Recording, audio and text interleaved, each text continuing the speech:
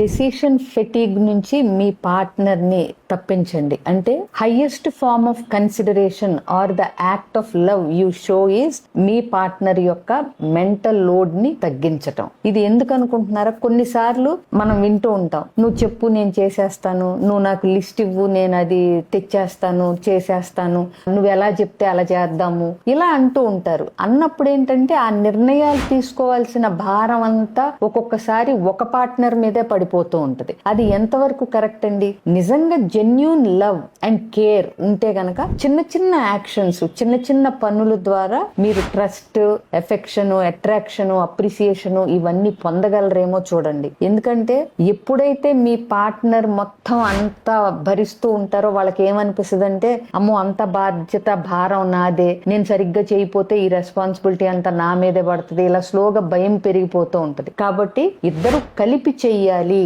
మీరు leader ఫాలోవరో boss ఎంప్లాయీనో కాదు అనేది గుర్తుపెట్టుకుని టీమ్మేట్స్ లాగా ఇద్దరు కలిపి నిర్ణయాలు తీసుకుని ఒక పార్ట్నర్ భారాన్ని తగ్గించగలరేమో చూడండి, ఎస్పెషల్లీ ఇక్కడ. Thank you.